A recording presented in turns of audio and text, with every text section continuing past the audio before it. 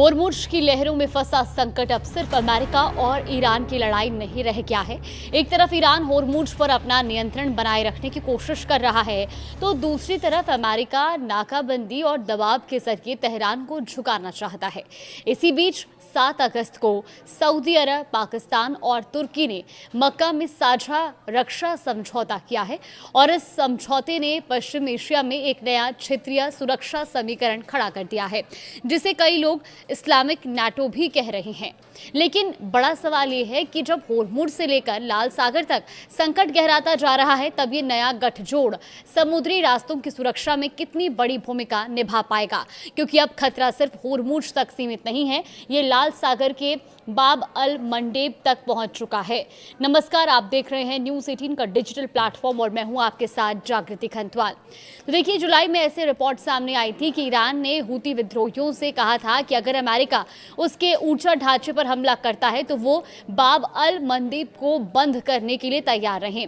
इसके बाद हूतियों ने कई जहाज़ों को निशाना भी बनाया। तो सबसे पहले समझते हैं कि आखिर होर्मुज़ इतना बड़ा मुद्दा क्यों है। होर्मुज़ दुनिया के सबसे महत्वपूर्ण ऊर्जा मार्गों में से एक है। अंतर्राष्ट्रीय ऊर्जा एजेंसी यानी कि IEA के मुताबिक 2025 में औसतन करीब 2 करोड़ बैरल कच्चा तेल और तेल उत्पाद हर दिन इस स्ट्रेट से गुजर रहे हैं।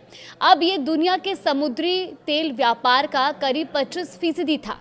सिर्फ तेल ही नहीं, दुनिया के LNG यानी कि तरलीकृत प्राकृतिक गैस के करीब 20% वैश्विक कारोबार का संबंध भी इसी रास्ते से है। यानी अगर होर्मुज़ में तनाव बढ़ता है तो असर सिर्फ खाड़ी में खड़े जहाज़ों तक सीमित नहीं रहता, इसका सीधा असर दुनिया भर में तेल, गैस, पेट्रोल और डीजल की कीमतों पर भी पड़ सकता है। यही वजह है कि शुद्ध युद्ध शुरू करने के बाद वैश्विक ऊर्जा बाजार पर दबाव बढ़ा। IEA ने मार्च में अपने इतिहास का सबसे बड़ा आपात तेल भंडार जारी करने का फैसला किया था, करीब 40 करोड़ बैरल। अगस्त तक एजेंसी ने चेतावनी दे रही थी कि वैश्विक तेल भंडार तेजी से घट रहे हैं और 2026 में दुनिया की तेल आपूर्ति में बड़ी गिरावट की आशंका है। अब सवाल है कि संकट के लिए जिम्मेदार कौन है। सबसे पहली बात ईरान की। ईरान पर सबसे बड़ा आरोप यही है कि वो एक अंतर्राष्ट्रीय समुद्री मार्ग को अपने रणनीतिक दबाव के औजार की तरह इस्तेमाल कर रहा है। तेहरान ने होर्मुज़ में जहाज़ों की आवाजाही पर रोक और नियंत्रण से जुड़े कदम उठाए हैं। अगस्त में ईरानी संसद की एक समिति ने ऐसे मसौदे पर विचार किया जिसमें अमेरिका, इजराइल और दूसरे शत्रु माने जाने वाले देशों के जहाज़ों पर रोक लगाने और नियम तोड़ने वाले जहाज़ों पर उनके सामान की कीमत के 20% तक जुर्माने का प्रावधान बताए जाने की बात सामने आई। मार्च में ईरान के रेवोल्यूशनरी गार्ड्स यानी कि IRGC पर होर्मुज़ में माइंस बिछाने और जहाज़ों पर हमले करने के आरोप भी लगे। हालांकि अब एक अहम घटनाक्रम ईरान और ओमान के बीच सामने आया है। देखिए, दोनों देशों ने होर्मुज़ में जहाज़ों की आवाजाही के लिए निर्धारित रास्तों पर सहमति बनाई है। हालांकि तकनीकी बातचीत और औपचारिक समझौता अभी बाकी है। इसका मतलब ये नहीं है कि होर्मुज़ सामान्य आवाजाही के लिए पूरी तरह से खुल गया है। यही होर्मुज़ ईरान की सबसे बड़ी रणनीतिक ताकत भी बन गया है। जल मार्ग को खोलने या बंद रखने का सवाल अब सिर्फ सुरक्षा का नहीं बल्कि बातचीत और दबाव की बड़ी चाबी बन चुका है। अब आते हैं अमेरिका पर।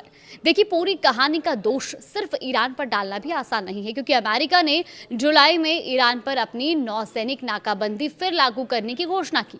अमेरिकी राष्ट्रपति डोनाल्ड ट्रंप ने यह भी कहा था कि अमेरिका होर्मुज़ से आने वाले सामान पर 20% शुल्क लगा सकता है। बाद में उन्होंने इस योजना को व्यापार और निवेश समझौते में बदलने की बात कही। यानी तस्वीर बिल्कुल साफ है कि एक तरफ ईरान का संदेश है कि होर्मुज़ पर उसकी शर्तें चलेंगी, तो दूसरी तरफ अमेरिका का संदेश है कि तेहरान को इस अहम जलमार्ग पर अकेले नियंत्रण तय करने की अनुमति नहीं दी जाएगी। और इसी टकराव ने संकट को और ज्यादा जटिल बना दिया है। अब इस कहानी में एक नया खिलाड़ी भी शामिल हो गया, सऊदी अरब, पाकिस्तान और तुर्की। 7 अगस्त को तीनों देशों ने मक्का में साझा रक्षा समझौता किया। इसके तहत किसी एक देश पर हमला तीनों देशों के खिलाफ हमला माना जाएगा। तुर्की के विदेश मंत्री हाकान फिदान ने इसकी तुलना नाटो के सामूहिक रक्षा सिद्धांत से की है। हालांकि तीनों देशों ने यह साफ किया कि ये समझौता किसी खास देश के खिलाफ गठजोड़ नहीं है। इसी वजह से इसे इस्लामिक नाटो कहना आकर्षक जरूर है, लेकिन अभी इसे नाटो जैसा मानना जल्दबाजी होगी, क्योंकि इस समझौते का वास्तविक सैन्य ढांचा और जमीन पर संयुक्त कार्रवाई की क्षमता अभी तय होनी बाकी है। फिर भी सवाल बड़ा है, अगर खाड़ी और आसपास के समुद्री रास्तों पर इतना बड़ा संकट है तो ये नया सुरक्षा गठजोड़ इन रास्तों की सुरक्षा में कितनी सक्रिय भूमिका निभाएगा। अभी तक इस संगठन की तरफ से होर्मुज में कोई ठोस साझा सैन्य हस्तक्षेप दिखाई नहीं दिया है।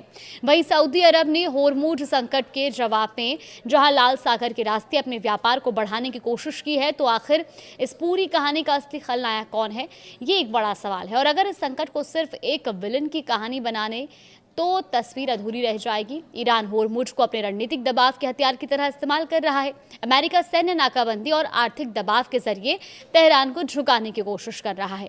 सऊदी अरब, पाकिस्तान और तुर्की का नया रक्षा गठजोड़ अभी अपनी वास्तविक सैन्य भूमिका साबित करने के शुरुआती दौर में है और इसके ऊपर हूती विद्रोहियों का मोर्चा अलग खुला हुआ है। यानी इस वक्त दुनिया के नक्शे पर दो बेहद महत्वपूर्ण समुद्री रास्ते होर्मुज और बाब अल मंदेब वैश्विक ऊर्जा और व्यापार के लिए बड़े जोखिम का कारण बने हुए हैं और इसकी कीमत सिर्फ एक देश को नहीं चुकानी पड़ रही।